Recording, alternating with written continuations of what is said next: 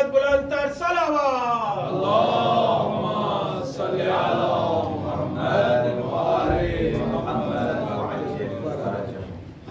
اعوذ باللہ من الشیطان اللعین الرجیم. بسم اللہ الرحمن الرحیم.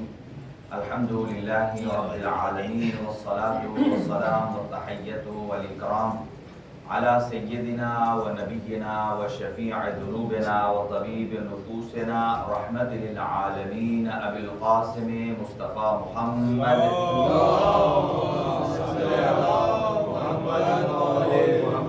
وعلى أهل بيته الطيبين الطاهرين المعصومين المنتخبين المنتجبين لا سيما على بقية الله الأعظم روحي وأرواح العالمين لتراب مقدمه الفداء.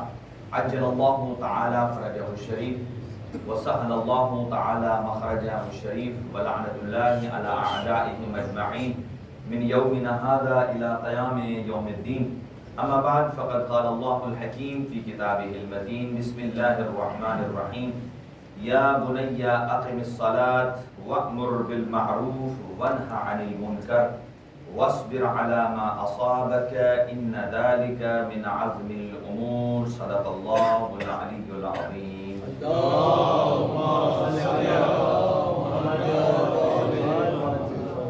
یہ کلمات سے آغاز گفتگو ہے. خدا متعال ہم سب کے گناہ معاف فرمائے، مریض مومنین کو شفائے کلی عنایت فرمائے. خاص طور سے جن مومنین نے درخواست سے دعا کی ہے، جناب شمیم جہری صاحب ہیں، رضا صاحب ہیں، محترم شہباز صاحب ہیں، عابد کاظمی صاحب ہیں، ایک اور مومنہ ہیں انہوں نے درخواست سے دعا کی ہے، ہمارے سے مدر صاحب ہیں، محسن کاظمی صاحب ہیں. اللہ تعالیٰ ان سب مریضوں کو شفا عطا فرمائے. خاص طور سے سید اعظم نقوی صاحب کی ہمشیرہ کو صحت اور تندرستی عنایت فرمائے، والدہ کی مغفرت فرمائے، حاضرین کے مرحومین کے درجات بلند فرمائے. اور آج کا تبرک جناب سید فخر عباس شاہ صاحب کی طرف سے ہے، ان کے والدین اور ان کی سسر اور ساس کے درجات بلند فرمائے، ہمارے معصومین میں جگہ نصیب فرمائے، اور امام زمان اجل اللہ تعالیٰ فرجہ شریف کا جلد ظہور فرمائے. ہم سب کو امام کے اعوان و انصار میں شمار فرمائے، اور اس دنیا میں جتنے بھی ظالمین ہیں پروردگار اگر وہ قابل ہدایت ہیں تو ان کی ہدایت فرمائے، ہدایت نہیں ہے تو اقتدار تک پہنچائے، اور جو مظلومین ہیں ان کی غیب سے مدد اور معاونت فرمائے. اپنی دعاؤں کی استجابت اور قبولیت کے لیے ایک بار سے بلند سلام.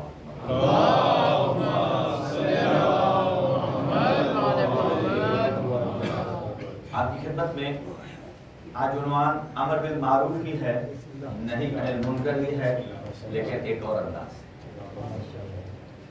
کل ہم نے اپنی معروضات یہاں تک آپ کی خدمت میں گوش گزار کی ہیں کہ واقعہ کربلا کے بعد امام زین العابدین علیہ السلام نے امت کی ہدایت کے لیے کن کن امور کو شارٹ لسٹ کیا ہے. چونکہ آپ دیکھ سکتے ہیں جب بھی کسی ایریے میں، کسی علاقے میں تھوڑی بہت خرابی ہو جائے تو اسے جلدی سے سدھار لیا جاتا ہے. ٹھیک ہے، مثلا ایک آپ روڈ پہ جا رہے ہیں اور اگر روڈ کی 2-3 اینٹیں اگر خراب ہیں تو وہ اس کے اوپر باؤنڈری لگا دیتے ہیں تاکہ گزرنے والا، چلنے والا خیال سے چلے، جلدی سے نہ گزرے، احتیاط سے چلے، چونکہ یہاں ایک چھوٹی سی خرابی. اور پھر وہ جو ہماری میونسپلٹی ہے وہ جلدی سے اسے ٹھیک کر لیتے ہیں چونکہ چھوٹی خرابی. اور اگر خرابی بڑی ہو، بڑی مین روڈ جا رہی ہے، ہائی وے آپ کی، اس کے اندر ایک بڑا سا گڑھا پڑ گیا جس نے روڈ کو منقطع کر دیا.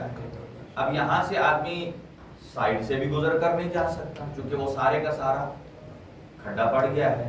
اب اس کو سدھارنے کے لیے وقت چاہیے. ٹھیک ہے، اور وقت کیسا چاہیے؟ چھوٹی خرابی میں وہ ایک طرف سے روڈ چالو ہوتی ہے، آ بھی رہی ہیں، جا بھی رہی ہے، اور ساتھ ساتھ کام بھی، ریپریشن بھی ہو رہی ہے. لیکن جہاں بڑا بلاسٹ ہو جائے، بڑا نقصان ہو جائے، پھر انہیں ایک مرتبہ ٹریفک کو بلاک کرنا پڑتا تاکہ کوئی بڑا نقصان اور نہ ہو جائے، ان دیکھے کوئی گڑھے میں نہ گر جائے. یہی تشبیہ ہے. اس سے پہلے واقعہ کربلا سے پہلے جو چھوٹی چھوٹی خرابیاں ہوتی تھیں، اہل بیت اطہار اگرچہ ائمہ ہدی زندان میں ہوتے تھے، نظر بند ہوتے تھے، آپ یوں سمجھ لیجئے کہ ون وے ٹریفک چل رہی ہے. ماشاءاللہ. دشمن جتنی خرابیاں پیدا کرتے تھے اس کا توڑ ساتھ ساتھ ریکور ہو رہا. لیکن واقع کربلا نے اسلامک ریپبلک کی جو آٹو روٹ ہے اس کو ایسا ڈیمیج کیا ہے کہ امام زین العابدین کو اسے ریپیئر کرنے کے لیے 1 منٹ کے لیے اپنے اس پوری روڈ کو بلاک کرنا پڑا. اور اسے بلاک کر کے ریپیریشن اس کی کیسے کی ہے؟ امام زین العابدین علیہ السلام نے اس راستے کو اختیار نہیں کیا جو دشمن نے کیا تھا. کیونکہ لوگ گرمانے والے بہت ہوتے ہیں ہر زمانے میں. اس نے یہ کیا، آپ نے کون سی کرنی؟ بھلے یہ وہی ہوتے ہیں کہ اس بندے کو آگے کر کے خود پیچھے سے. اور امام زین العابدین آپ اکثر بیمار کا تذکرہ کرتے ہیں. بیمار بعین مانا کہ اس وقت حکمت پروردگار تھی کہ امامت کو بچانا تھا. اور یہ الگ گفتگو ہے کہ امام زین العابدین علیہ السلام کو کئی مواقع پر جناب زینب کبریٰ سلام اللہ علیہا نے خود بچایا. خود بچایا، یعنی یہ مسلمات نے. لیکن میں اس طرف ابھی اتنی جا رہا ہوں. تو اس کو کیسے ریپیئر کرنا ہے؟ امام زین العابدین علیہ السلام نے جذبات کی آگ کو ٹھنڈا کیا، ایک بات. دوسرا، امام علیہ السلام نے صحیح فکر کی طرف لوگوں کی رہنمائی کی. اور پھر یزید کے 3 سالہ دور خلافت میں مکہ مکرمہ کی بے حرمتی ہوتی ہے، خانہ کعبہ کی بے حرمتی ہوتی ہے، یہاں تک کہ زبیریوں کے زمانے میں خانہ کعبہ کی دیوار گر جاتی ہے. اور جب اسے ریپیئر کرنے لگتے ہیں تو ایک بڑا اژدہا اور سانپ آ جاتا ہے، وہ کام نہیں کرنے دیتا. جب بتایا گیا امام زین العابدین علیہ السلام کو، آپ جاتے ہیں مدینہ منورہ سے اور جیسے ہی جاتے ہیں سانپ خود بخود ہٹ جاتا ہے. سانپ خود بخود ہٹ جاتا ہے. اور امام نے پھر کہا کہ اب تعمیر شروع کرو، اب یہ کچھ نہیں کہے گا. اور جب وہ تعمیر ہوئی اس مقام پر پہنچے کہ جہاں حجر اسود ہوتا. حجر اسود، اس لیے تو امام زین العابدین علیہ السلام اپنا خود تعارف کراتے ہیں کہ انا ابن مکہ و منا، انا ابن زمزم و صفا. یہ پورا ایک آپ کا خطبہ ہے. اور جیسے ہی حجر اسود کا مقام آتا ہے تو اب مسئلہ یہ پیش آیا کہ حجر اسود کو کون نصب کرے. امام نے کیوں فرمایا انا ابن مکہ و منا کہا؟ اور پھر اس وقت طے یہ ہوا، اگرچہ مخالفین کی حکومت تھی، انہوں نے کہا اگر حجر اسود کو نصب کرنا ہے تو ہمیں وہی چاہیے کہ جس نے پہلے نصب کیا تھا. پہلے حضور سرور کائنات نے ایک چادر میں رکھ کر سارے قبیلوں کو کہا آؤ. امام زین العابدین علیہ السلام نے سیم ویسے ہی کیا. اور پھر وہاں کہ یہ اپنے بھی ایسے نکل آتے ہیں. ادھر واقعہ کربلا ہو رہا تھا اور کچھ لوگوں نے مدینہ منورہ میں حضرت محمد حنفیہ کو اپنا امام بنا لیا. اب یہ بہترین موقع تھا. اچھا، محمد حنفیہ بھی چپ کیے رہے. یہاں کئی لوگ ہیں نا جو سید نہیں ہوتے، اسے کہنا سید. ہاں شاہ صاحب کہیں اچھا اندر اندر سے تو خوش، لیکن تھوڑی دیر وہ کہتے ہیں جب ٹھیک ہے تھوڑا سا مزہ لینے دو.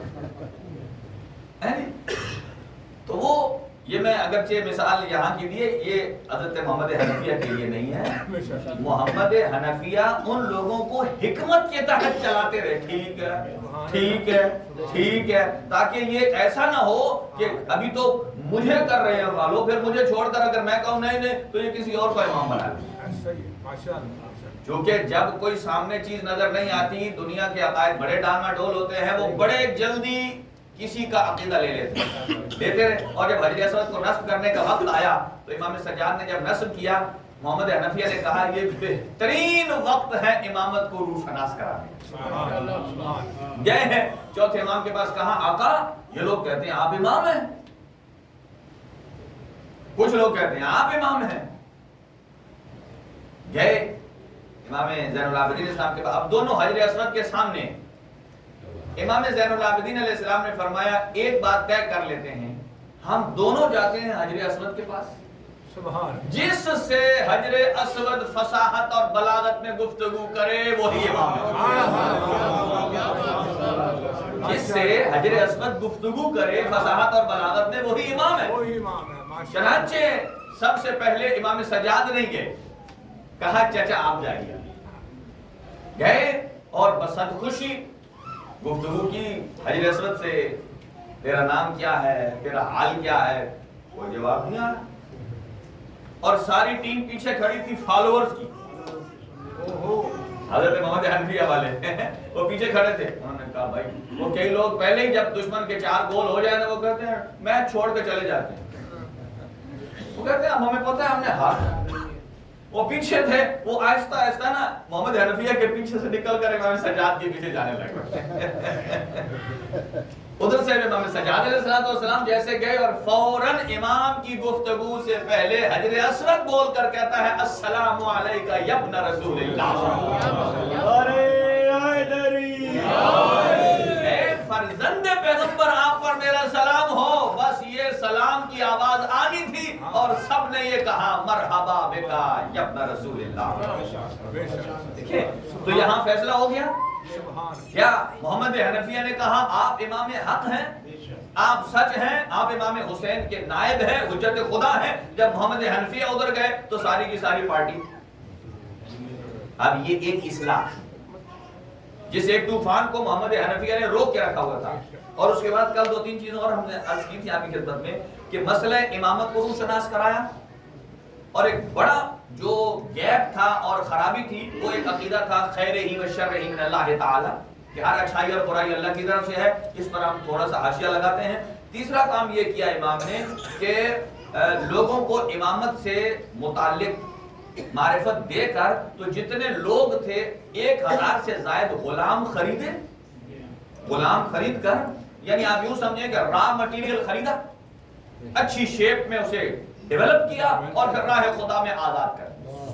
یعنی یہ ایک بہت بڑی تبدیلی اس وجہ سے تھی کہ امام بتانا یہ چاہتے تھے کہ جتنے یزید کے ساتھی تھے سارے کے سارے فکری طور پر یزید کے غلام تھے. غلام تھے, اگر انہیں کوئی ایک آزاد نکلا ہے تو حر ابن یزید ریاحی.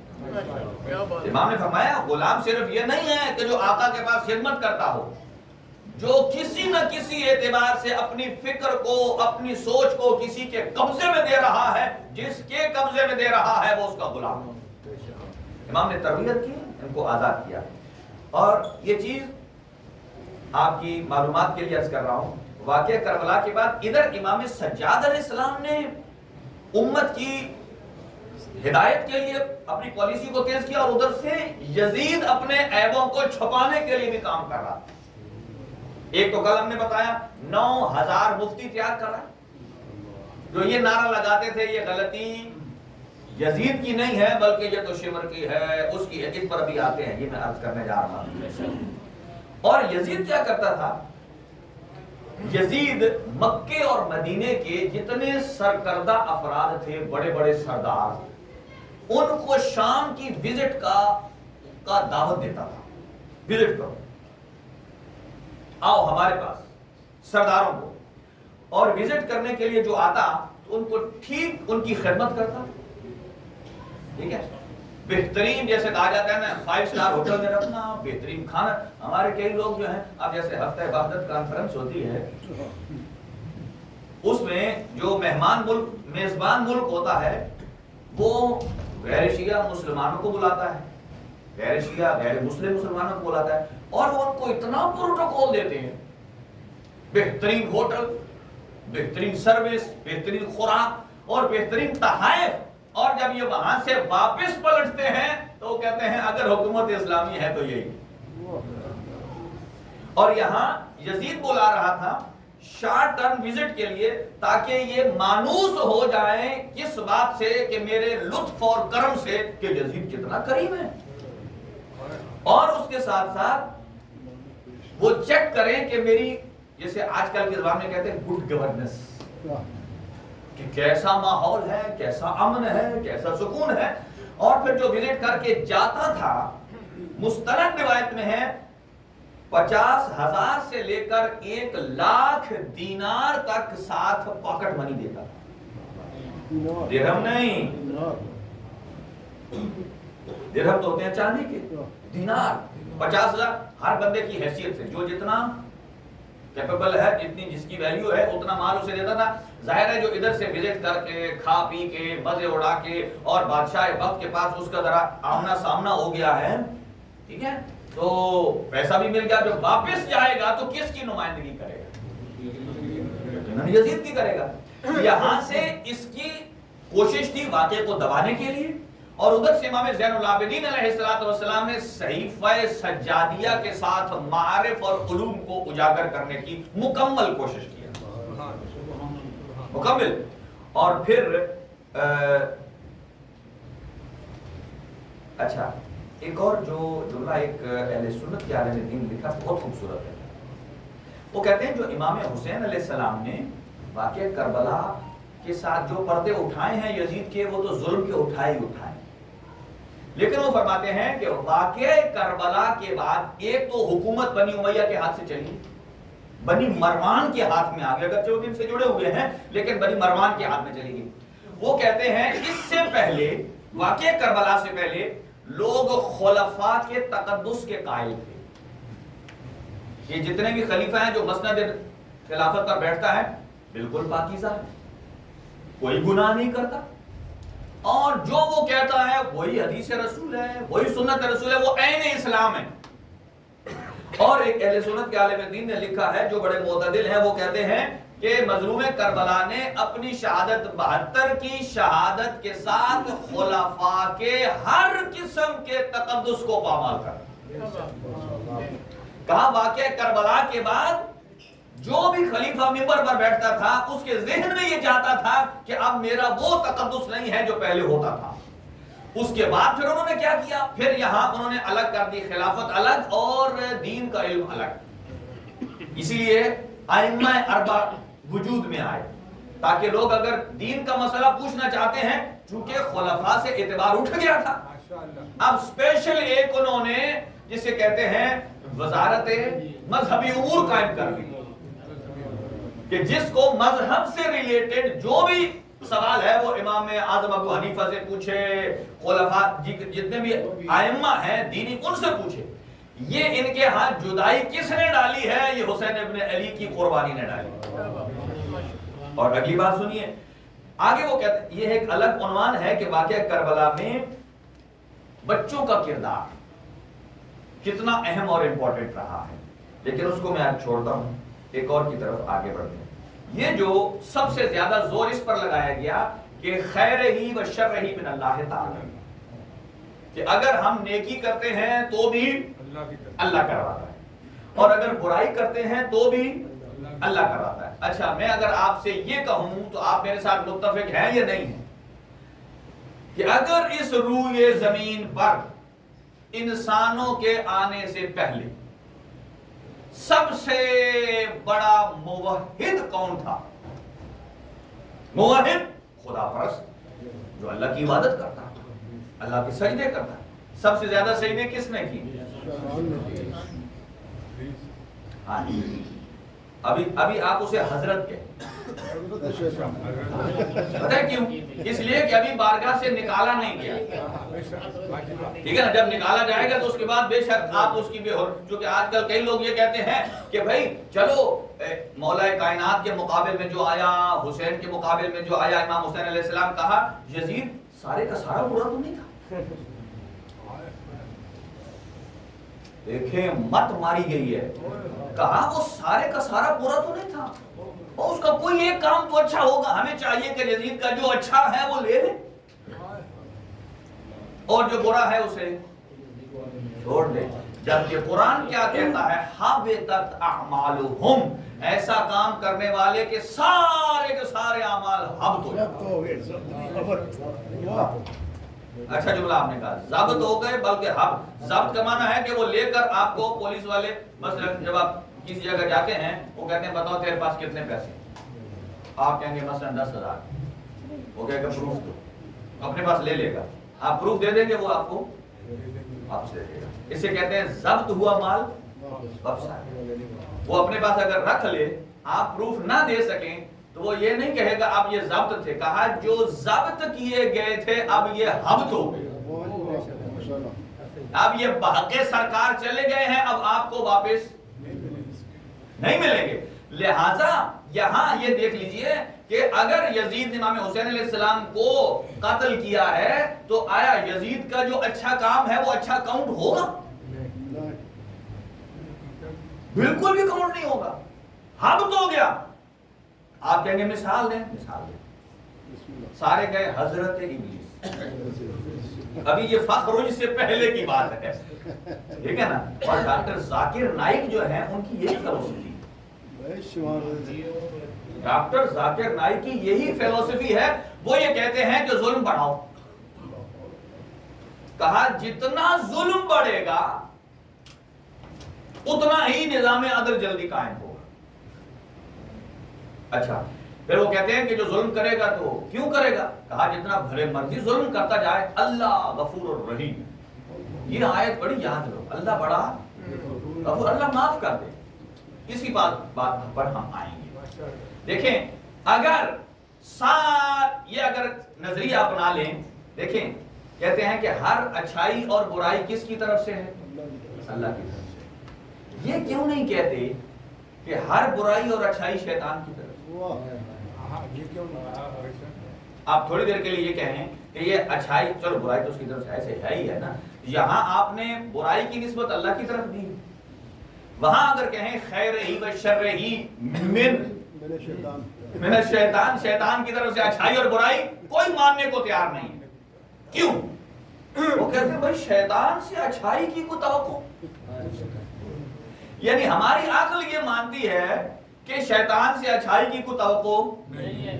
وہ عقل جو شیطان سے اچھائی کی توقع کو قبول نہیں کرتی, وہ عقل کیسے قبول کر لیتی ہے؟ میرا خالق برائی کی دعوت دے گا. کتنی آسانی سے قبول کر لیتے ہیں بھائی برائی اللہ کی طرف سے, صرف یزید کو چھپانے کے لیے. اچھا, یہاں ایک دو جملے اور سنیے. اللہ کی عبادت کرنے والے, اللہ کو ماننے والے ہم بھی, اللہ کو ماننے والے آپ, ذاکر نائک بھی اللہ کو ایک مانتے ہیں, یزید بھی اللہ کو, تھوڑی دیر کے لیے فرض کر لیجیے, اللہ کو ایک مانتا ہے, اور شیطان بھی خدا کو مانتا ہے. اچھا, یہ ہم کہہ سکتے ہیں شیطان کا 6000 سال کا جو پہلے سجدے ہیں وہ بڑے اچھے تھے. کیا وہ کوئی کام آئے ہیں؟ وہ ان کی کوئی ویلیو لگی ہے بارگاہ قدرت میں؟ فخرج کہنے کے بعد اللہ کہے کہ چل ٹھیک ہے, مثلا ویسے تو میں نے تیرے اوپر لعنت کرنی تھی صبح قیامت تک ہے, لیکن چلو قیامت سے 5 سال پہلے تک تجھے چھوٹ دے دیتا ہوں, چونکہ تو نے 6000 سجدے کیے ان کے بدلے میں. لیکن اس کا جرم ایسا تھا کہ وہ جرم 6000 سجدوں کو بھی لے ڈوبا. اچھا, اب اگر آ جائے گی بات کہ اگر ہم یہاں دیکھیں کہ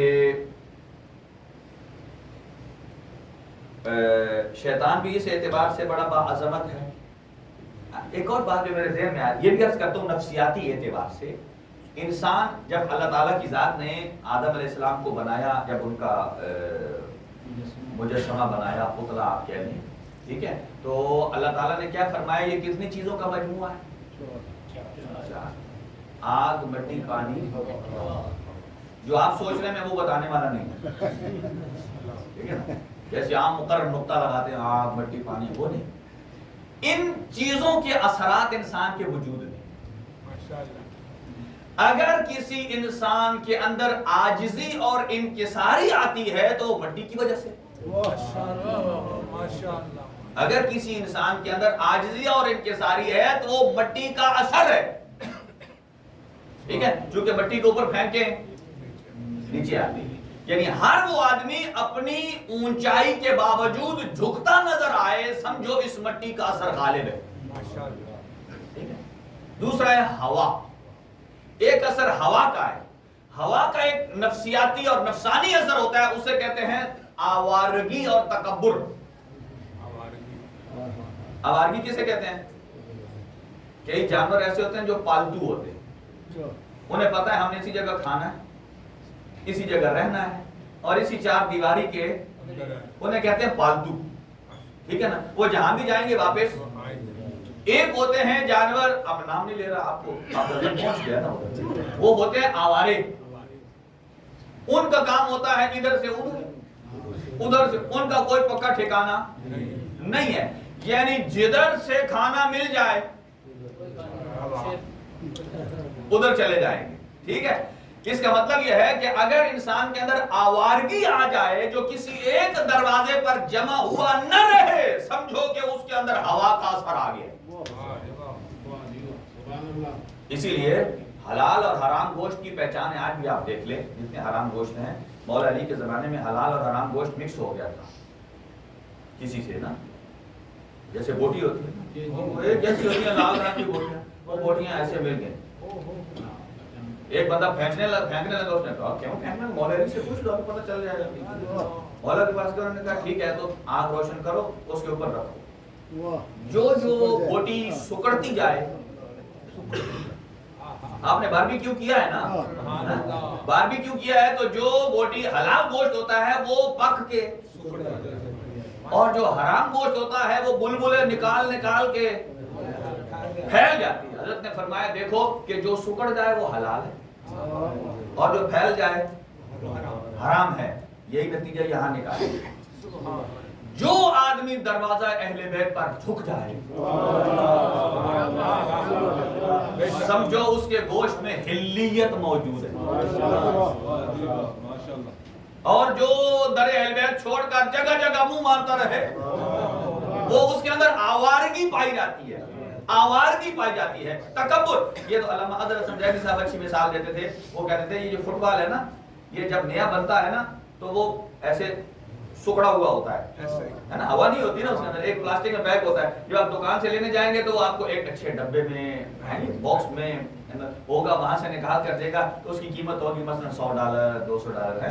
तो जब आप उसे ले आएंगे उसके अंदर भरेंगे हवा, आप उसे ग्राउंड में ले आए। वो कहते हैं जब तक ये दुकान में था इसकी कीमत थी,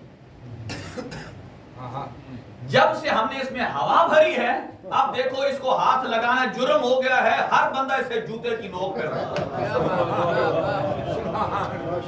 हर बंदा इसे जूते की नोक पे रखा। क्या मतलब? यानी इसके अंदर तकब्बुर, मिसाल अच्छी है, यानी जब इसके अंदर तकब्बुर की हवा भर गई है, अब लोगों की जुबानों से ऊपर आकर अब ये चला गया है जूते की नोक पे। फरमाया जिस आदमी के अंदर आग, मट्टी, पानी, हवा में अगर हवा का उनसर ज्यादा है तो समझो ये जूते, लोगों की जूते की नोक पर। यहाँ जूते की नोक पर क्या होता है, घर बांधिए, हर बंदा उसे कोई ठुड़ा मारता ठुड़ा नहीं मारता, मतलब ये उसकी इज्जत इतनी गिर जाती है कि कदमों में आए। कितनी चीजों, मट्टी का असर क्या है, हवा का असर क्या है, आवारगी, तकब्बुर, और क्या अनासिर है, आग। ये जो आप सुनिए नफ्सियाती जुमला, और ये उलमाए अखलाक बयान करते हैं कि आग, इसका आग का असर यह है कि जब किसी आदमी के अंदर मिजाज में गर्मी पाई जाती है, मिजाज में गर्मी पाई जाती है, तो इसका मतलब यह है कि उसके अंदर ये आतशीन मादा ज्यादा है। कई आदमी ने एक जुमला सुनते नहीं एकदम उभर जाते हैं, जनाब वो छलांगे मारेगा, क्यों कहा ऐसा? इसका मतलब यह है इसमें मट्टी का अंसर भी गालिब नहीं है, हवा का अंसर भी गालिब नहीं है। क्या गालिब है? आग का। अब हमने ये देखना है कि शैतान में क्या है, ये मैं पहले बता रहा हूं। और आखिरी क्या है, आग, मट्टी, पानी, और क्या था, हवा भी हो गई, मट्टी भी हो गई, यानी पानी। हाँ देखिए, पानी की एक अपनी खासियत है, उसे कहा जाता है सैलानियत। सैलान यानी कि पानी मुंजमद नहीं होता, वो जैसा माहौल मिले उस माहौल में ढल जाता है। अगर चौरस बर्तन रखेंगे मुरब्बा होगा, वैसा हो जाएगा। अगर गोल बाउल आएगा उसके अंदर हो जाएगा, अगर बॉटल आएगी उसके अंदर। इसका मतलब यह है कि पानी, अगर देखें इंसान के वजूद में सबसे ज्यादा अगर कोई चीज है तो वो पानी है। हमारे वजूद में सबसे ज्यादा चीज क्या है? پانی ہے، اور دنیا کے احاطے زمین پر سب سے زیادہ رقبہ پانی کا ہے۔ آپ نے فرمایا یہ جو پانی کی طبیعت میں سیلانی، اور سیلان ہونا یہ حیات کی نشانی ہے، زندگی کی نشانی ہے۔ تو کہا یہ انسان کے اندر جو سیلانیت پائی جاتی ہے، جس کے مزاج میں تحمل پایا جاتا ہے، جو اپنی آواز کو جہاں اونچا ہونے کی ضرورت ہے وہاں اونچا کرتا ہے، جہاں نیچا کرنے کی ضرورت ہے وہاں نیچا کرتا ہے، یہ سیلانیت اثر ہے پانی کا۔ اور اسی لیے امیر کائنات کو کیوں کہا گیا ہے ابو تراب؟ اور قرآن مجید نے جب پوچھا گیا نا قیامت والے دن لوگ جائیں گے تو جہنم میں ان سے پوچھا جائے گا ہم لوگ کیوں جہنم میں آ گئے؟ وہ ایک حسرت کریں گے، وہ کہیں گے کاش ہم تراب ہوتے، کاش ہم ترابی ہوتے، ترابی مٹی والے ہوتے۔ اس کا مطلب انہوں نے یہ نہیں کہا ہم آگ والے ہوتے، پانی والے ہوتے، ہوا والے ہوتے، مٹی والے ہوتے۔ کیا مطلب؟ یہاں سے بھی ایک چیز سمجھ میں آتی ہے، اگر تراب ہے مٹی تو ابو تراب ہے علی، یعنی ابو تراب کی اتباع ہمیں جہنم سے بچائے گی اور جنت کی طرف لے کر جائے گی۔ ان چاروں چیزوں کے عناصر آپ کو پتہ چل گئے۔ اب آ جاتے ہیں آگے۔ اب دیکھیے کہ جب اللہ تعالیٰ کی ذات نے پتلا بنایا آدم علیہ السلام کا، ان میں یہ چاروں چیزیں دی، اور پھر یہ کہا کہ یہ چاروں بھی فضول ہیں جب تک کہ میں اس میں اپنی روح نہ پھونکوں۔ سبحان اللہ۔ یعنی ان چاروں کی ویلیو کس کے ساتھ ہے؟ میری روح کے ساتھ ہے، اور جب میں روح پھونک لوں تو فقعوا لہ ساجدین۔ توجہ رکھیے گا کہ آپ حضرت ابراہیم آدم علیہ السلام کے لیے سجدے میں گر جائیے۔ اچھا جب سجدے میں گرے تو سارے ملائکہ سے کہا سجدے میں جاؤ، تو آیت مشہور ہے، آپ نے سنا، سارے گئے سجدے میں سوائے ابلیس۔ اچھا جب ابلیس نہیں گیا تو یہاں میں یہ کہہ سکتا ہوں، کئی لوگ کہتے ہیں کہ بھائی دیکھو ہم تو اللہ کے علاوہ کسی غیر خدا کو نہیں مانتے۔ دنیا میں بہت سارے ہیں ابھی بھی، وہ کہتے ہیں وحدانیت یہ ہے کہ سوائے خدا کے ہم غیر خدا کے بالکل بھی قائل نہیں ہیں۔ پھر سوچئے گا، مجھے یہ بتائیے حضرت آدم کو سجدہ کون کرواتا؟ اللہ کو پتا نہیں تھا کہ یہ جو میں معبود ہوں، اگر یہ سجدہ ادھر جائے گا تو یہ عبودیت کے خلاف ہے، پتا نہیں تھا۔ یہاں لوگ کہتے ہیں سجدہ تعظیمی ہے، سجدہ تعظیمی سے اوپر ایک اور لفظ ہے، وہ ہے سجدہ اطاعت۔ تعظیم سے بڑھ کر اطاعت۔ اللہ دیکھنا چاہتا تھا، یہ نہیں کہنا چاہتا تھا کہ حضرت آدم معبود بنیں گے، وہ دیکھنا چاہتا تھا کہ میں اگر جو مجھے معبود مانتا ہے میں کہہ رہا ہوں جھکو، یہ جھکے گا یا نہیں؟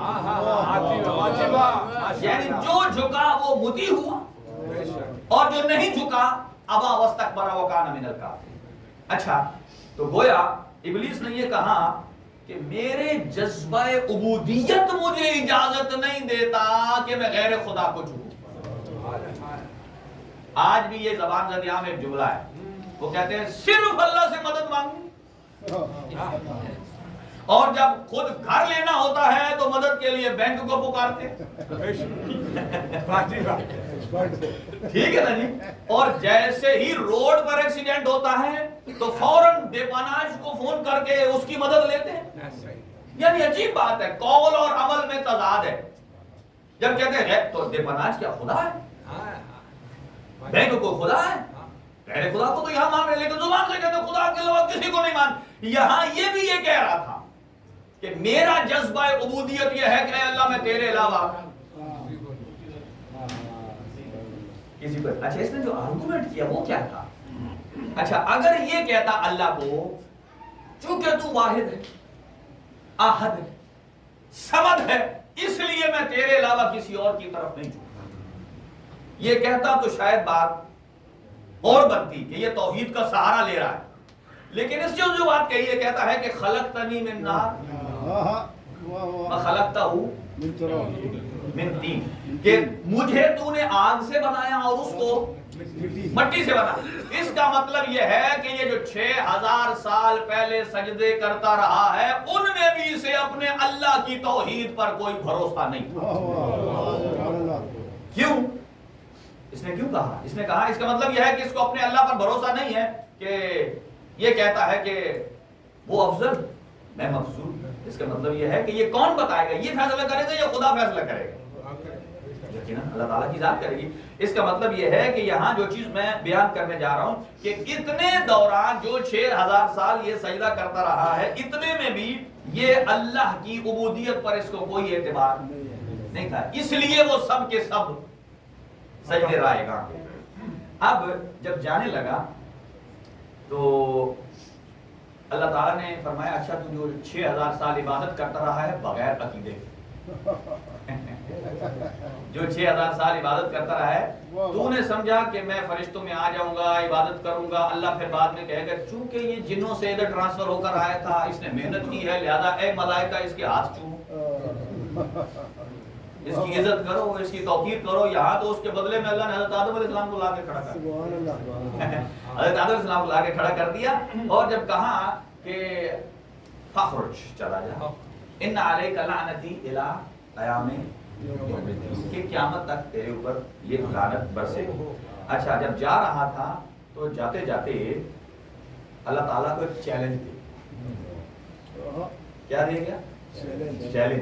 کیا دے گیا؟ اچھا میں بھی بیٹھوں گا سیدھی راہ صراط مستقیم اور میں ورگلاؤں گا سب بندوں کو الا عبادک منہم المخلصین سوائے تیرے ان بندوں کے جو مخلص ہیں. لسٹ نہیں مخلص لام کے نیچے زیر کا مطلب ہوتا ہے دنیا میں کوئی محنت ریاضت کر کے مخلص بنا ہو. مخلص کا مطلب یہ ہے کہ جو ادھر سے ہی مخلص بن کر آیا ہو جسے اللہ نے بنایا. اس کا مطلب یہ ہے کہ شیطان بھی ایک مقام پر معصوم کی عظمت کا قائل ہے. وہ کہتا ہے میں سارے تیرے بندوں کو ورگلا سکتا ہوں سوائے ان کے جو تیری طرف سے آئے ہیں. اس کا مطلب یہ ہے جو تیری طرف سے آئے وہ معصوم ہیں ان پر میرا کوئی بس. تو آج کل کے جو لوگ کہتے ہیں نبی کے بعد کوئی معصوم نہیں ہے اس کا مطلب یہ ہے کہ یہ شیطان سے بڑے شیطان ہیں. اس لیے کہ جب بڑا شیطان تو معصوم مان رہا ہے جو بڑا شیطان تھا وہ معصوم مان رہا یہ اس سے بھی بڑے ہیں جو کہہ رہے ہیں جو تو نے مانا وہ غلط ہے. اچھا اب آ جائیے اپنے مطلب پر کہ ڈاکٹر نائک صاحب کیا کہتے ہیں کہ یزید کو جو ہے نا اللہ تعالیٰ معاف کر دے. اچھا آپ مجھے یہ بتائیے یزید کے سامنے تو شیطان بھی شرما گیا. شیطان نے بھی اللہ کے ہاں آرگومنٹ دے گا یا اللہ جب تو یزید کو بخش سکتا ہے سوچئے گا ابھی میں پلٹا کھاؤں گا کہ جب اللہ یزید کو بخش سکتا ہے تو کیا ابلیس کو نہیں بخش سکتا. آپ پوچھیں کیوں؟ اب پلٹا کھائیں ذرا. اگر یزید بخشا جائے تو ابلیس کو بے طریقے اولا بخشا جانا چاہیے. کیوں؟ اس لیے کہ ابلیس کا گناہ ابلیس کا گناہ یزید سے کم ہے. یا یوں کہوں کہ وہ گناہ جو یزید نے کیا ہے وہ ابلیس نے نہیں کیا. یعنی ابلیس کی ابلیسیت پر کسی معصوم کو قتل کرنے کا دھبا نہیں. صرف کیا کیا اس نے سجدے سے انکار کیا لیکن اس نے کسی نبی کو قتل نہیں کیا. وہ الگ بات ہے کہ قتل کرنے والا حابیل کو قابیل ہے لیکن کروانے والا ابلیس. یہاں قتل کرنے والا اگر شبر ہے تو کروانے والا. جب وہاں ابلیس کی جان خلاصی نہیں ہے تو یہاں یزید کی بھی جان خلاصی نہیں. اگر یزید کے لیے غفور الرحیم ہے خدا. اچھا چلیں جلدی جلدی جملے آگے بڑھاتا ہوں. مجھے یہ بتائیے جب اس نے یہ کہا کہ میں ہر جگہ پہنچوں گا برگلاؤں گا یہ نبیوں کے گھروں تک گیا. بڑا عظیم جملہ عرض کر رہا ہوں. انبیاء کے گھروں میں گھسا یا نہیں گھسا؟ اس نے انبیاء کے گھر میں فساد برپا کیا یا نہیں کیا؟ حضرت لوط علیہ السلام انہوں نے اپنی زوجہ کو کہا کہ پیچھے مڑ کے نہیں دیکھتے، اس نے دکھوایا یا نہیں دکھوایا؟ اب آپ کہہ نہیں اسے تو خیر ہی و شر ہی من اللہ تعالی، لوط کی زوجہ کو، حضرت لوط کی زوجہ کو اللہ نے پیچھے دکھلوایا۔ بھائی اگر شیطان کا یہ جو سجدہ نہ کرنے کا عمل ہے، جب آپ کہتے ہیں ہر اچھائی اللہ کی طرف سے ہے، ہر برائی اللہ کی طرف سے ہے، تو پھر یہ برائی کا سرا کدھر ملتا ہے؟ بولیے اللہ کی طرف۔ جب آپ کہتے ہیں ہر اچھائی برائی اللہ کرتا ہے، تو یزید نے سجدہ، ابلیس نے سجدہ نہ کر کے اچھائی کی ہے برائی کی ہے؟ برائی کی ہے۔ اس کا مطلب یہ برائی ابلیس نے نہیں کی، کس نے کروائی ہے؟ اللہ نے کروائی ہے۔ اچھا اگر اللہ کرواتا تو پھر سزا کیوں دیتا؟ اگر اللہ کروائے تو جب اللہ نے کہا یزید تو کیا نام ہے ابلیس تو نکل جا، تو ابلیس نے یہ نہیں کہا کہ کیوں نکالا، ابلیس نے یہ نہیں کہا مجھے کیوں، اس لیے ابلیس جانتا تھا جو میں نے سجدہ نہیں کیا ہے یہ میں نے اپنی مرضی سے نہیں کیا ہے، اللہ نے نہیں کروایا مجھ سے۔ سمجھ آ رہی ہے بات؟ اس کا مطلب یہ ہے ابلیس جانتا ہے کہ میرے سجدے اور میرے شر کے پیچھے عامل خدا نہیں ہے، میں خود ہوں۔ اور آج کا مسلمان کیا کہتا ہے کہ میں جو بھی برا کام کرتا ہوں یا یزید نے جو برا کیا ہے اس نے، ہاں اگر ابلیس سے اللہ برا کام کروا رہا ہے تو جو اللہ کرواتا ہے پھر اس پر اللہ سزا نہیں دیتا، پھر یہ تو جبر ہو جاتا ہے، اللہ کروائے اور پھر اوپر ظلم ہے کہ سزا بھی دے رہا۔ اچھا انبیاء کے گھروں میں کیا حضرت لوط کی زوجہ کو اس نے مڑوایا؟ ہاں آج بھی آپ جارڈن میں چلے جائیے وہ پتھر بن گئی حضرت لوط کی زوجہ، اور پتھر بنا ہوا ہے، میرے خیال ہمارے طاہر بھائی گئے بھی ہیں، میرے خیال انہوں نے ایک ولاگ بھی بنایا وہاں، وہ جم گئی ادھر، کس کے؟ ابلیس سے کیا؟ اسی طریقے سے حضرت نوح علیہ السلام کی بھی وہ زوجہ جو نافرمان تھی وہ بھی اسی کے اشارے پر چلی۔ اسی طریقے سے آپ مجھے یہ بتائیے کہ جب حضرت ابراہیم علیہ السلام حضرت اسماعیل کو ذبح کر رہے تھے، توجہ سے اس جملے کو خصوصیت سے سنیے گا، جب ذبح کرنے قتل گاہ لے گئے تو شیطان ایک اچھے بندے کا بھیس بدل کر حضرت ابراہیم کے گھر آیا، دروازے پر دستک دی، حضرت ہاجرہ باہر آئی اور کہا دیکھو آپ کا جو شوہر ہے آپ کے بیٹے کو قتل کرنے لے گیا، آپ کا شوہر آپ کے بیٹے کو، میں جو بات بتانا چاہتا ہوں کہ نبی کے اچھا گھروں میں گھس آئے، لیکن حضرت ابراہیم خلیل خدا وہ ہیں، ان کی زوجہ اتنی بامعرفت تھی کہ اس نے دروازے سے اندر جانا ہی نہیں دیا۔ اگر بامعرفت زوجہ ہو تو یہ نتیجہ نکلتا ہے، سنیے گا۔ اور دروازے پر انہوں نے کہا، اسے کہا کہ جب اس نے کہا کہ آپ کا شوہر آپ کے بیٹے کو قتل کرنا چاہتا ہے تو حضرت ہاجرہ نے کہا او بندے خدا، میرا شوہر بھی نبی ہے، میرا بیٹا بھی نبی ہے، دونوں معصوم ہیں، معصوم کبھی معصوم کو اذیت، میرے شوہر نے کیوں میرے بیٹے کو قتل کرنا تھا، اگر وہ اذیت پہلے تو دیتا ہی نہیں۔ اس نے کہا نہیں آپ کو میرے اوپر یقین نہیں۔ کس نے کہا؟ ابلیس نے، کہ آپ کو میرے پاس یقین نہیں؟ بھائی آپ کا بیٹا آپ کا شوہر لے گیا ہے اسے کاٹنے کے لیے، اور وہ تو چھری بھی تیار کر کے لے گیا۔ پھر انہوں نے کہا نہیں بھائی تجھے اشتباہ ہو رہا ہے، ابلیس کو کہا، حضرت ہاجرہ نے کہا نہیں تجھے اشتباہ ہو رہا ہے، اور پھر وہ کہتا ہے آپ کو میرے پر یقین نہیں؟ کہا ہاں مجھے یقین نہیں ہے۔ پھر ابلیس آگے سے سبق سکھاتا ہے، کہتا ہے اگر یقین نہیں ہے تو چلو میرے ساتھ۔ یہ بات یاد رکھیے، بڑی باریک بات ہے۔ کہا میرے ساتھ چلیے وہاں جا کر دیکھ لیں، اگر میری، دیکھیں یہی ہوتا ہے نا، آپ جب کسی کو کہتے ہیں میری بات زبان پر یقین نہیں ہے چلو وہاں جا کر دیکھ لو، تو جیسے ہی اس نے کہا نا باہر آ کر چلیے دیکھ لیجئے، حضرت ہاجرہ مسکرائیں، یہ کہتا میں آپ کو خبر دے رہا ہوں آپ کا شوہر بیٹے کو کاٹنے والا ہے، آپ آگے سے مسکرا رہی ہیں۔ بیوی نے فرمایا میں مسکرا اس لیے رہی ہوں کہ میں تجھے پہچان گئی، میں تجھے پہچان گئی ہوں۔ اور اس نے کہا اچھا اب اس کا پارا ڈاؤن ہو، کہتا اچھا پہچان گئی میں کون ہوں؟ کہا حضرت ابلیس۔ کہا مجھے یہ تو بتاؤ کہ تم نے مجھے پہچانا کیسے؟ تم نے مجھے پہچانا کیسے؟ اس نے کہا تم نے 2 بڑی غلطیاں کی ہیں جس کی وجہ سے میں تجھے پہچان گیا۔ پہلی تو بات یہ کہ تو نے نبی خدا پر ظلم کا الزام لگایا، اللہ کے نبی حضرت ابراہیم پر ظلم کا الزام لگایا، اور دوسری غلطی یہ کی ہے تو نے زوجہ رسول کو گھر سے باہر نکلنے کی دعوت دی ہے،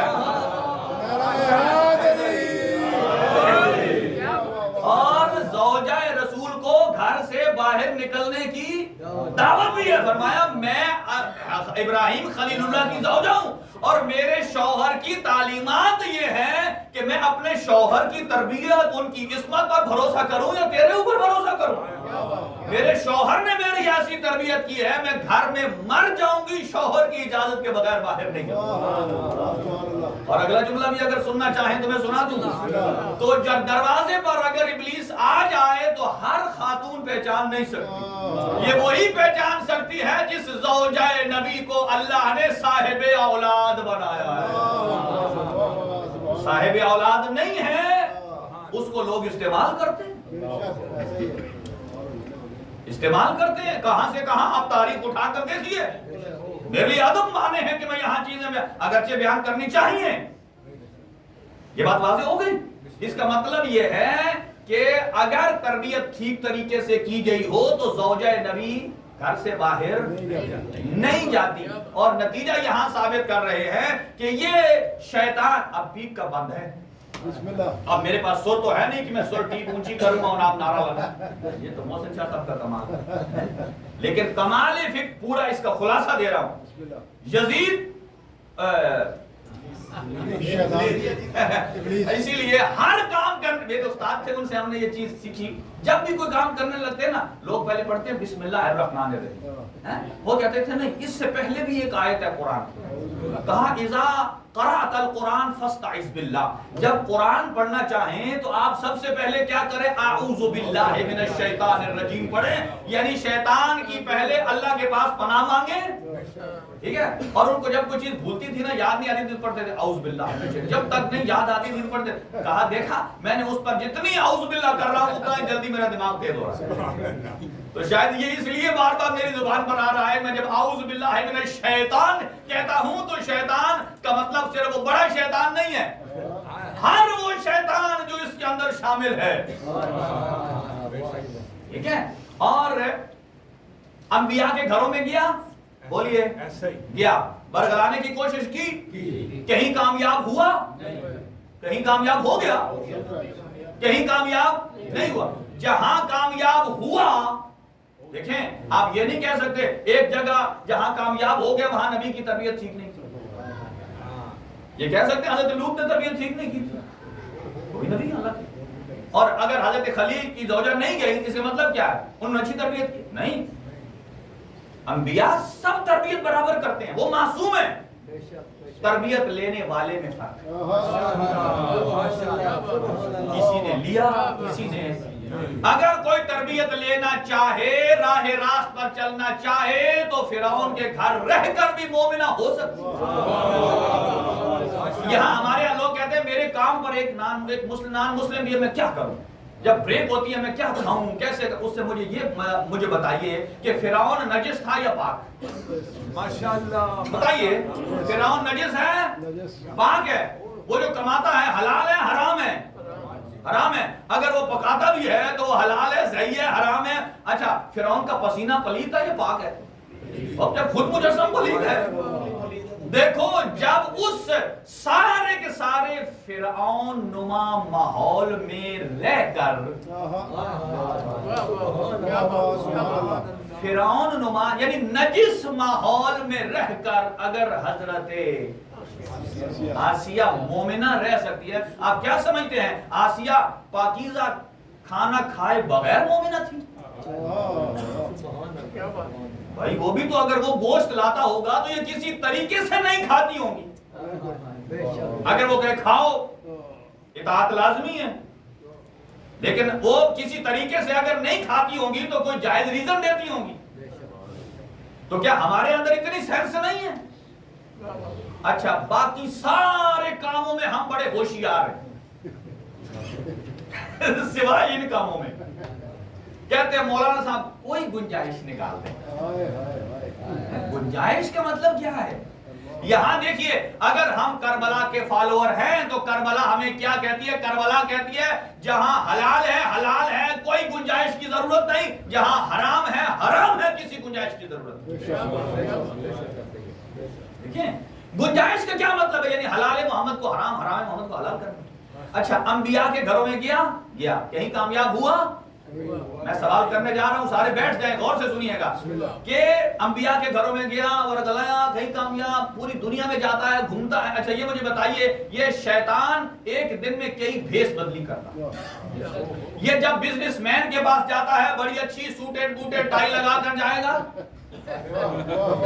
جب کسی مولانا کے پاس آئے گا امام ابا کبا میں آئے گا، ٹھیک ہے، اور جب کسی فقیر مومن کے پاس جائے گا بڑا پیر فقیر بن کے تاکہ کہ میری عزت کرے احترام کرے. جب ڈاکٹر کے پاس جائے گا وکیل کے پاس جائے گا کالا کوٹ لگا کے جاتا ہے یا نہیں جاتا؟ بندے کو پتہ نہیں چلتا. ہر اعتبار سے اس کا روپ دھار کر جاتا ہے تاکہ پتہ نہ چلے، کام اپنا یہ کرتا ہے. ہر جگہ گھستا ہے، توجہ رکھیے گا میں کیوں زور دے رہا ہوں. ہر جگہ گھسا لیکن اس نے ہر ماں کو ورگلایا. اور یہ گھروں میں بھی جاتا ہے کیونکہ باپ، یہاں بھی آپ دیکھتے ہیں پولیس والے کتنے بندے جاتے ہیں ہر جگہ؟ دونوں کے مزاج نرم نہیں ہوتے، دونوں کے مزاج سخت نہیں ہوتے. ایک سخت ہوتا ہے اور ایک کیوں؟ ایک تو دو اس لیے بھیجتے ہیں تاکہ ایک دوسرے کا گواہ بنے. ایک نرم ہوتا ہے اس لیے جو پہلے جا کر ڈیل کرتا ہے. اگر نرمی سے کام چل جائے تو قبول، اور اگر نہ چلے پھر سختی آتی ہے. ٹھیک ہے، اللہ نے گھر میں اسی طرح دو مزاج عطا کیے ہیں. والد کا مزاج ہے ولایت کا مزاج، جسے گھر کا ولی بنایا ہے، گھر کا سرپرست بنایا ہے، اور والدہ کو رکھا ہے نرم دل تربیت کے لیے. اور یہ شیطان جب باپ کے پاس جاتا ہے ہار جاتا ہے تو اس کے پاس ایک ہی راستہ ہے، وہ ماں کے پاس جاتا ہے. اب ایک بچہ برا کام کر رہا ہے، سگریٹ کا عادی ہو گیا ہے، ٹھیک ہے، یہ باپ کے پاس جائے گا روکو روکو. باپ ولی ہے سرپرست ہے، روک سکتا ہے، وہ روک لے ٹھیک ہے. جب وہ تھوڑی سختی کرے تو یہ جائے گا ماں کے پاس، وہ کہے گا دیکھو تیرا شوہر سختی کر رہا ہے بچے پر، تجھے تو اللہ نے اپنے رحم کے بعد، اپنے کرم کے بعد تجھے اپنا کرم عطا کیا. پھر وہ پھول جاتی ہے کہ اگر خدا رحیم ہے تو ماں اس کا نمونہ. پھر وہ کہے گی نہ مارو اسے کچھ نہ کرو، نہ روکو، جس کی وجہ سے بچے کا بیڑا غرق ہو جاتا ہے. بیڑا غرق ہو جاتا ہے. ہر جگہ ماؤں کو ورگلایا لیکن نہیں پہنچ سکا تو کربلا کی ماؤں کے پاس.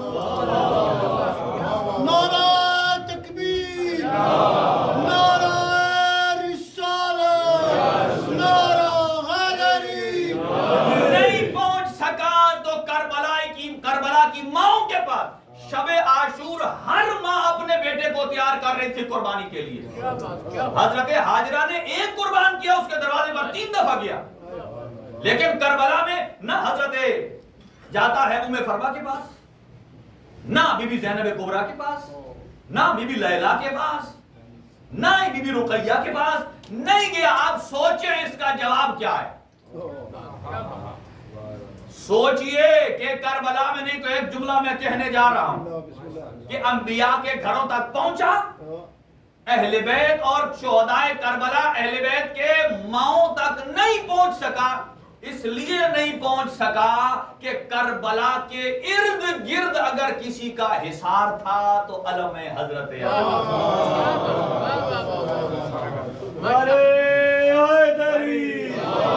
علم حضرت عباس. اپنی نگاہ کو تھوڑا وسیع کیجئے کہ عباس کی جلالت صرف آدمیوں پر نہیں تھی، بے شک شیطان بھی جلال عباس سے ڈرتا بے ہے. شک بے شک. کبھی نہیں آیا ادھر. لہذا وقت تمام ہو گیا, جلدی سے مصیبت عرض کروں آپ کی خدمت میں. اور امر بالمعروف بہت باقی رہ گیا ہے, کچھ خواتین اور لیڈیز کے مسائل تھے اور انشاءاللہ پھر آنے والے پروگرام میں عرض کریں گے. لیکن آج سوم کی مجلس ہے. یہ وہ شہداء ہیں 3 دن تک لاشیں بھی پڑے, 3 دن. اور بنی اسد کو کب پتہ چلا؟ دشمن نے اپنے لاشیں دفنائے, اور ایک مطلب بی بی زینب کبریٰ نے جب وہ دفنا رہے تھے نا تو کہا اے فضا جاؤ عمر سعد سے پوچھ کر آؤ کیا ہم بھی اپنے لاشیں دفنا دیں. اب سنو گے عزادارو اس نے کیا جملہ کہا؟ اس نے کہا لاشیں تو مسلمانوں کے دفنائے جاتے ہیں. یعنی آپ دیکھ لیجئے وہ شہداء کے جن کے خیموں میں ماؤں کے پاس شیطان کی دسترس نہیں ہے, کتنے پاکیزہ خانوادے, اور وہ کہتا ہے مسلمانوں کے دفنائے جاتے ہیں. لیکن بنی اسد کو پتہ کیسے چلا؟ انہوں نے تو چھوڑا تھا کہ جب یہ لاشیں پڑے رہیں گے 1 دن 2 دن تو ان میں سے عفونت پھوٹے گی, بدبو نکلے گی, لوگ متنفر ہوں گے. لیکن اللہ اکبر کہ جب سورج ڈھلتا, جب ہوا چلتی نا بنی اسد کے قبیلے کی طرف, اہل بیت کے سربریدہ لاشوں کے اوپر سے گزر کر, تو بنی اسد نے کہا یہ کیسی خوشبو ہے, ایسی ہم نے کبھی پہلے شمام نہیں کی ہے. اس خوشبو کو ٹریس کرتے کرتے جب پہنچے انہوں نے ماتم کرنا شروع کر دیا. واہ حسینہ, یہ تو محمد کا گھرانہ لوٹ گیا, یہ تو کربلا کے شہید 72 کے 72 مارے گئے. آج رکھو اللہ عزادارو. بس اس سے پہلے چونکہ سوم کی مجلس ہے میں جملہ عرض کروں کہ 11 محرم کو یہ جو شام غریبہ گزری ہے نا, علی کی بیٹی کی ایک دعا تھی, اے میرے اللہ نہ کرے کہ یہ رات صبح میں تبدیل ہو. کیوں؟ علی کی بیٹیاں بے مکنا اوریدا ہیں. یہاں لوگ کہتے ہیں علی کی بیٹیاں آدھی رات میں لوٹی گئی ہیں, وہ جھوٹ بولتے ہیں, سفید روشنی میں لوٹی گئی ہیں. اور جب 11 محرم کی صبح ہوئی نا, اور اس وقت کیا ہوا, جب وہ فوجی اشقیاء آئے اور انہوں نے کیا کیا, اور انہوں نے یہ کیا کہ ساری بیویوں کو کہا بے پلان شتر پر سوار ہو جائیے. بیویاں بے پلان شتر پر جب وہ قریب آئے, علی کی شیر دل بیٹی نے, ایک کتاب بھی ہے جس کا نام ہے بطلۃ کربلا, یعنی کربلا کی شیر دل خاتون, اس سے بڑی شجاع کسی نے نہ چشم فلک نے دیکھی. اور جب وہ آنے لگے نا, بی بی نے بڑے سخت الفاظ میں کہا ہم سے دور ہو جاؤ, میں خود سوار کرا لوں گی. بی بی نے ساری بیویوں کو سوار کرایا, اور آخر میں بیمار کربلا نے میری آقا زادی کو سوار کرایا. اور جب سوار کرایا نا, اور بی بی وہاں سے گزری جہاں لاشا حسین موجود تھا, اور پتھروں کا ڈھیر تھا. آپ سمجھ سکتے ہیں یہ پتھروں کا ڈھیر کیوں تھا؟ کہ جس بندے کے ہاتھ میں جو پتھر تھا حضور نے کربلا پہ مارا. اور جب نال بندی ہوئی نا, نال بندی, آپ یہاں دیکھتے ہیں گھوڑے کے سموں کے نیچے ایک لوہے کا خول لگایا جاتا ہے تاکہ اس کے جلدی نہ گھسیں پیر, اور نال بندی اسے کہتے ہیں. جب لاشوں کو رکھا گیا نا, روایت کے الفاظ ہیں ہر کے قبیلے والے ہر کی لاش کو دور لے گئے, حبیب کے قبیلے والے لاش کو دور لے گئے کہ ہم یہ پامال ہونا برداشت نہیں کریں گے. لیکن جب حسین ابن علی کی لاشوں کو پامال کیا, چوتھے امام ارشاد فرماتے, سنیے کا جملہ بڑا سخت ہے, فرمایا میرے بابا کی یہ کیفیت تھی کہ رزو زہرہ صدرہ, کہ ایسے گھوڑوں کی ٹاپوں میں مسئلہ کیا میرے بابا کا لاشا کہ پشت کی ہڈیاں سینے کی ہڈیوں سے مل گئی. آج رکھو اللہ علیہ نوازوں پر رحم فرمائے. اور جب بی بی سوار ہوئی نا اس ناکا پر, اور جیسے ہی اس مظلوم کربلا کی لاش کے پاس سے پہنچی ہے, بی بی کے ہاتھ پسے گردن بندھے ہوئے ہیں. نیاز حسین توجہ میری طرف کیجئے گا, ہاتھ پسے گردن بندھے ہوئے ہیں. جیسا ہی اپنے بھائی کا لاشا دیکھا نا, اپنے آپ کو اونٹ کی پشت سے زمین پر گرا دیا. میں کہوں گا اے میری بی بی, آپ بھی اونٹ کی پشت سے زمین پر آئی ہیں اور عباس بھی اونٹ کی پشت گھوڑے کی پشت سے زمین پر آئے تھے. فرق یہ ہے کہ عباس کے شانے قلم ہو گئے تھے, آپ کے ہاتھ پر سے گردن بندے ہوئے تھے. جیسے عباس منہ کے بل زمین پر آئے نا, ایسے علی کی بیٹی سر کے بل زمین پر آئی اور ہاتھوں پر سے گردن بندے ہوئے تھے. اپنی کوہنیوں کے ساتھ بھائی حسین کے اوپر سے پتھروں کو ہٹاتی ہے اور ایک جملہ کہتی ہے, انت اخل حسین, میرا ماں جایا تو ہے, اے میرا بھیا بتا تیرا سر کہاں ہے جہاں نانا بوسہ دیا کرتے تھے, تیرے ہاتھ کی وہ انگلی کہاں ہے جس میں انگوٹھی تھی, اے میرے بھیا تیرا امامہ کہاں ہے, تیرے بدن کا وہ لباس کہاں ہے. عزیزانو سنو گے, زینب کبریٰ نے کس مقام کو چوما, اس مقام کا بوسہ دیا جس کا رسول نہ لے سکے, جس کا زہرا نہ لے سکی. حسین کے کٹے ہوئے گلے پر منہ رکھتا کہا اے میرے بھیا, اور پھر مدینے کی طرف رخ کر کے کہا صلی علیک ملک السما, اے میرا نانا آپ پر سلام, آپ پر ملائکہ سلام بھیجتے ہیں. ھذا حسین مرمل بالدماء, یہ آپ کا بیٹا ہے جو خاک و خون میں گلتا ہے. اور جب امام سجاد کی کیفیت دیکھی نا کہ موت کی زردی چہرے پر چھائی جا رہی ہے, کہا اے میرے بیٹا سجاد تو کیوں پریشان ہے, تجھے میں نے مدینہ بچا کر لے کر جانا ہے. جملہ سنو گے جوانوں, کہا اے میری پھوپھی اماں, دیکھو ہر جوان کی خواہش ہوتی ہے اپنے باپ کا غسل دے, کفن دے, جلدی دفن کرے, کہ مجھ سجاد کی مرضی چاہتی ہے, لیکن منشائے پروردگار یہ ہے میرے ہاتھوں میں ہتھکڑیاں ہیں. بابا کا لاشا سامنے ہے. بی بی نے فرمایا اے میرے بیٹا یہاں قبریں بنے گی, تیرا بابا دفن ہوگا, یہاں لوگ سلام کرنے آئیں گے, زیارت کرنے آئیں گے. عزادارو جب بنی اسد پہنچے, یہاں آخری جملہ ہے, اور جب انہوں نے دیکھا کہ اب کوئی لاش پہچانی نہیں جاتی تھی, اتنے میں کیا دیکھا, کوفہ کی طرف سے ایک گرد پھٹی, ایک گھڑ سوار آیا جس کے ہاتھوں میں ہتھکڑیاں ہیں, پیروں میں بیڑیاں ہیں, گردن میں توق ہے. ایک مرتبہ اپنی زنجیروں کو جھنکارا اور جیسے وہاں پہنچے کسی نے دیکھا کون آیا, کہا یہ علی ابن الحسین زین العابدین ہے, اور ایک ایک لاشے کو دفنایا. سنو گے عزادارو, اور جب لاشے کی باری آئی نا مظلوم کربلا کی, کیا کیا, کہا اے بنی اسد والو ایک چٹائی لے آؤ. جب چٹائی لائی گئی, لاشا اتنا پامال ہو چکا تھا کہ امام سجاد نے بابا کے لاشے کو بنی اسد کے سہارے سے اس چٹائی پر رکھا اور پھر ان سے کہا اے بنی اسد والو میری مدد کرو بابا کو لحد میں اتارنے کے لیے. اور جب لحد میں اتارنے لگے نا تو سرہانے کی طرف سے آواز آئی, او میرا بیٹا سجاد, او میں زہرا جنت البقیع سے آئی, میرے بیٹے کو آرام سے لحد میں رکھنا, او میرا بیٹا بڑا زخمی ہے, میرے بیٹے کا سینہ زخمی, پشت زخمی.